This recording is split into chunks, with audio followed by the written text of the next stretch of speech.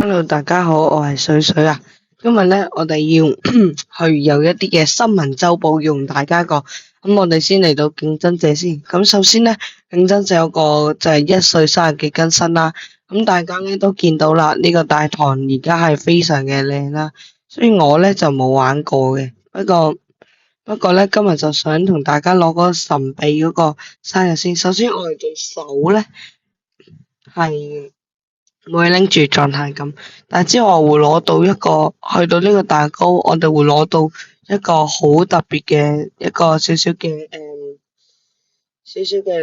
人哋叫魅力啦。不過有一個係非常之特別，就係呢個時間先攞到㗎，所以咧大家一定要攞到，記住。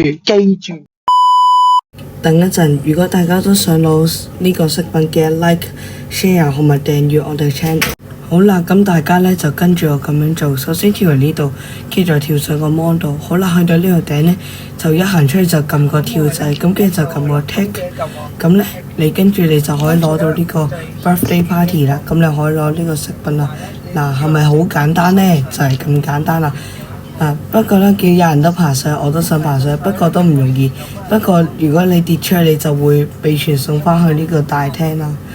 嗱，咁跟住你見唔見到我隻手攞住一件蛋糕啊？咁呢個咧就係嘅 Wireless。好啦，咁我哋陣間去一去 Dead Wells 先。而家咧 Dead Wells 咧就有一個叫每週挑戰嘅啦。咁咧每一個禮拜咧就係得7日嘅時間去完成嘅。咁你見到英文啦，首先第一個 Take Damage。咁我就會建議大家用一用吸血鬼呢個職業，因為佢陽光照射後會受到傷害。建議一開局咧就買2支蛇油，跟住去到差唔多冇血嘅時候入屋回血或者飲支蛇油，咁樣可以最快完成。而 Travel 咧建議你用司機職業，並且係用木頭火車，因為佢可以容易到100km/h，就算衝去到終點被擊殺都唔緊要。好啦，去到 Spending Money 嗰度咧，就建議同醫生同賭徒合作，因為醫生一開始可以累積個金額可以多啲，而賭徒喺嗰度攞到嘅錢亦都會多啲。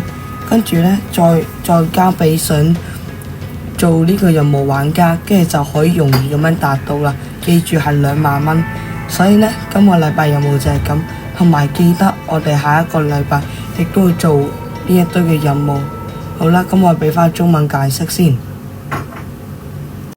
最後記得訂閱我哋嘅 channel， 我哋係 @ObbyPlayer Robots 喺 YouTube 上搜尋。咁我哋咧之後亦都會拍關於一啲高壓拉頓、Wireless 同埋 Dead Wells 嘅更新同埋一啲嘅挑戰。好啦，我哋下一條片見，拜拜。